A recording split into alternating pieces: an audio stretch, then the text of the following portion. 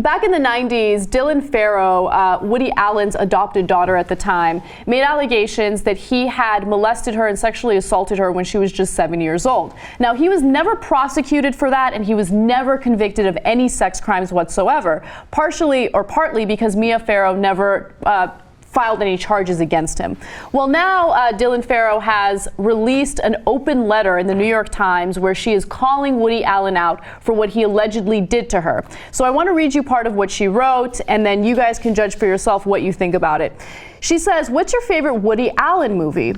Before you answer, you should know. When I was 7 years old, Woody Allen took me by the hand and led me into a dim, closet-like attic on the second floor of our house. He told me to lay on my stomach and play with my brother's electric train set. Then he sexually assaulted me.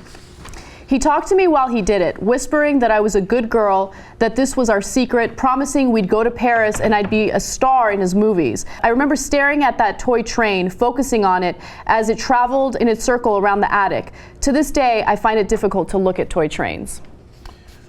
Well, wow, that's obviously very, very powerful. Yeah. I don't know what to do with this story, Anna, because on the one hand, I feel like, well, now we're convicting this guy in the court of public opinion, and it's never been subjected to cross testimony. Look, Mia Farrow despises Woody Allen. That's Dylan Farrow's mom, right? They had about as ugly a breakup as you could possibly imagine. And by the way, she despised him for very good reason. I mean, Woody Allen wound up hooking up with her adopted daughter, and they still live together. I mean, that's pretty despicable on its face, right? Now, a lot of people defend that. They go, "Oh, it's no big deal. They weren't related. It wasn't a blood relation." Look, I don't know that it's like that he should be locked up for it or anything. But is it totally kosher? No, dude, it's not totally kosher. They're living together. He raised her, and then he later... I know, and then some people say, no, but he didn't raise her that much, yada, yada. There's a lot of people that defend him. But on the one hand, for somebody to lay this kind of heavy charge on somebody, you gotta kind of prove it. Otherwise, it seems a little unfair.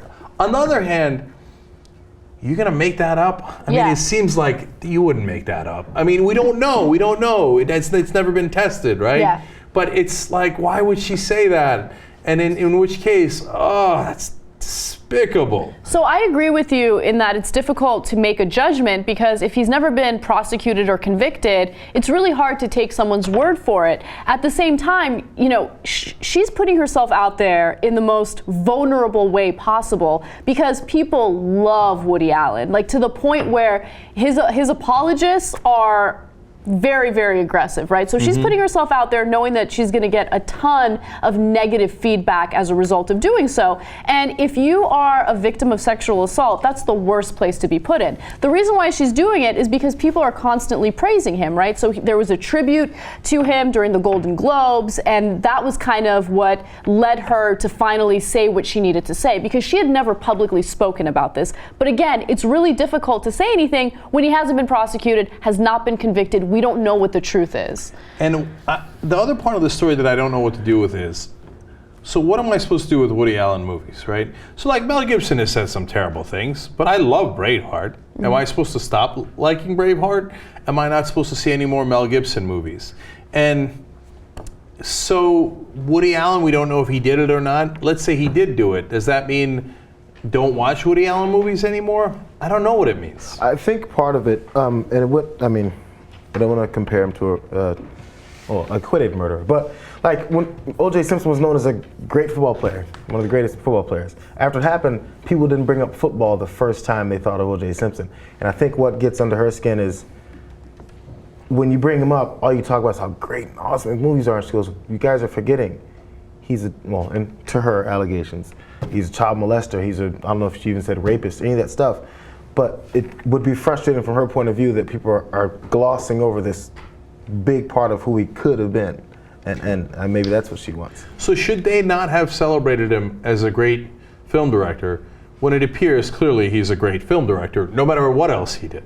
I don't know the answer to that question either. I think it really depends on if he's been convicted of something. I mean, if he's been convicted of raping or sexually assaulting someone, then no, you don't give him a tribute, because that's a slap in the face of the victim. But in this case, I mean, this is why it's so important. If you've been sexually abused, and I know it's difficult, you have to tell someone. You have to press charges, because if you don't, 20 years later, you're going to be in a situation like this, where he's going to get away with it scot-free. And again, we don't know if he did it. I'm not saying he did it and he got away with it. But if he had done it, and you didn't press charges, yeah, he's going to get away with it, and people are going to do the tributes. People are going to idolize him, and they're going to love him. That's the consequence of not going forward and not pressing charges. And by the way, he vehemently denies Yes, it. I have a statement from him. I should probably read that so you guys get both sides. He says, it is tragic that after 20 years, a story engineered by a vengeful lover resurfaces after it was fully vetted and rejected by independent authorities. The one to blame for Dylan's distress is neither Dylan nor Woody Allen. According to his lawyer, Allen is personally responding very soon, as he has read the article and found it untrue and disgraceful. Yes, so one conclusion I have is, you're right, Anna, if there's a conviction, it's a no-brainer. Look, they banned Pete Rose from the Baseball Hall of Fame when he was clearly one of the best players that ever played for a different infraction. He gambled on the game, right? Now, I know that's related to the game, but it's slightly analogous. Yeah, if you're a convicted child molester, okay, I'm not saying people shouldn't watch your movies, but they shouldn't do glowing tributes to you either, okay? But in this case, he obviously hasn't been convicted, and it's, at this point, 20 years later, nearly impossible to know who's telling the whole truth. And keep that in mind, too. It might be that they're both partially true, and I don't know what that means, right? But there could have been different perspectives, although this seems like a black and white issue. You never know what happens when both sides are told. Yeah, and it's true, victims should come forward.